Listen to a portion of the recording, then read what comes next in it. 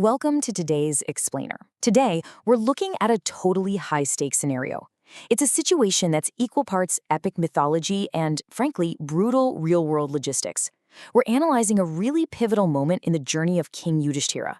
We're going to explore what happens when a divine, spiritual calling collides head-on with the gritty, everyday reality of survival. Ultimately, it's a story about leadership, sacrifice, and the incredibly heavy burden of command. Okay, let's dive into this.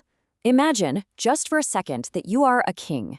You've just been handed the ultimate mandate to go on this massive, life-altering expedition. But, this isn't just a tough hike in the woods.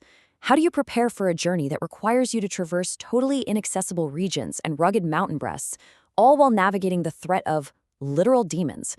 Yeah, that is exactly the extreme survival scenario King Yudhishthira is thrust into in our source text today. It's basically a logistical nightmare wrapped inside a profound spiritual quest. Section 1. A message from Arjuna.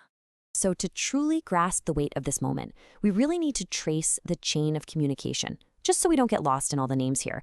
This isn't just a casual suggestion from a friend. It's a divine mandate that cascades right from the top down. First, the Lord of the Celestials, Indra, speaks to Yudhishthira's brother Arjuna. Then, Arjuna tasks a highly revered ascetic figure named Lomasa with a crucial mission. And finally, Lomasa arrives to deliver this message directly to King Yudhishthira. The mandate itself is crystal clear.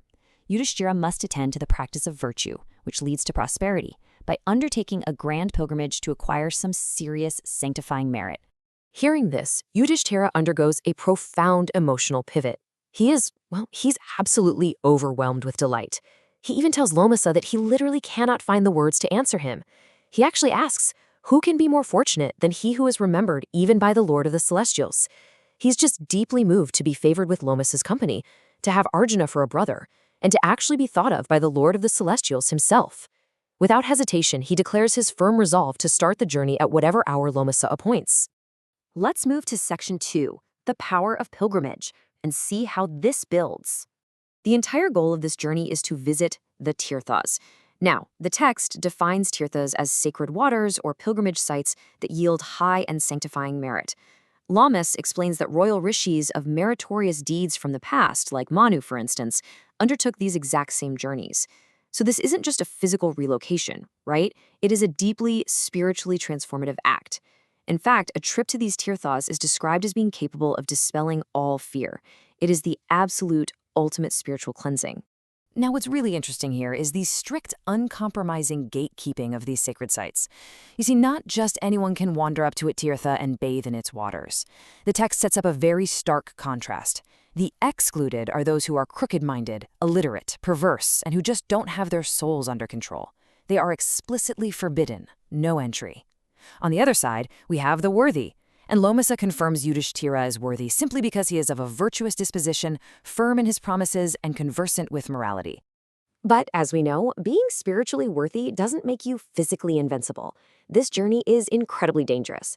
The text vividly details the primary threat blocking their path, the Rakshasas. And these aren't just minor inconveniences. The text describes these Rakshasas as being literally huge as mountain cliffs. They lurk in the inaccessible regions and the rugged mountain breasts along the way. The physical stakes of this pilgrimage are absolutely terrifying. So how on earth do they survive mountain-sized demons? Well, Lomasa reassures the king by mapping out historical precedents of divine protection. He essentially creates a timeline of cosmic security. Looking at the past, the sage Didichi protected Indra, and Angiras protected the sun. Now, transitioning to the present, Lomasa promises to protect the sons of Kunti, that's Yudhishthira and his brothers, from the Rakshasas. Because they're traveling with Lomasa, these massive dangers won't even be able to approach them. Section 3. The burden of luxury. Right after Yudhishthira fully commits to the journey, Lomasa drops a massive logistical bomb on him. He says, "O mighty king, be thou light as regards thy retinue, for by this thou wilt be able to go more easily." That simple piece of advice, to travel light, acts as the immediate catalyst for Yudhishthira's ultimate test of leadership. He absolutely cannot bring his entire massive royal court into the rugged mountains. He has to make some very tough cuts. Section 4. Trimming the royal retinue. So the crucial point is understanding exactly who gets left behind. Yudhishthira instantly creates a super strict do not bring list. He commands that any mendicants, yogis, or Brahmanas incapable of bearing hunger, thirst, the extreme fatigues of travel, or the severity of winter must desist. They just can't come. He specifically cuts anyone dependent on cooks, anyone desiring cooked viands and meat, and Brahmanas who live on sweetmeats.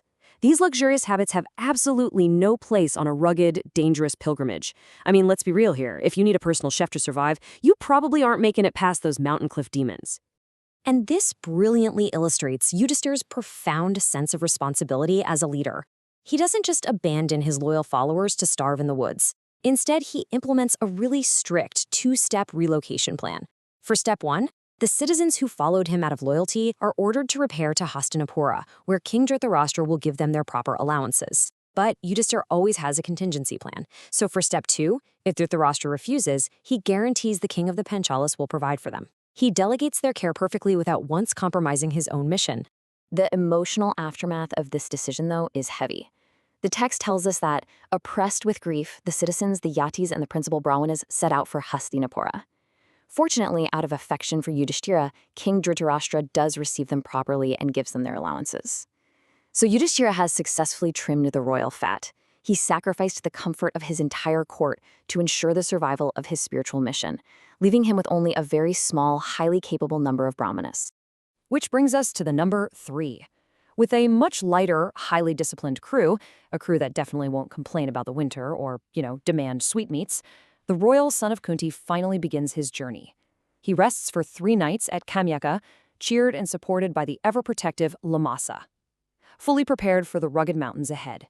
As we wrap up this explainer, I want to turn this ancient leadership decision into a modern parallel for you to chew on. You see, Yudhishthira couldn't achieve his ultimate spiritual and leadership goals while carrying the heavy burden of luxury. He had to leave the sweetmeats and the cooks behind. So, looking at your own life and your own rugged mountains, what sweetmeats, distractions, or comfortable luxuries would you need to leave behind to achieve your own ultimate goals?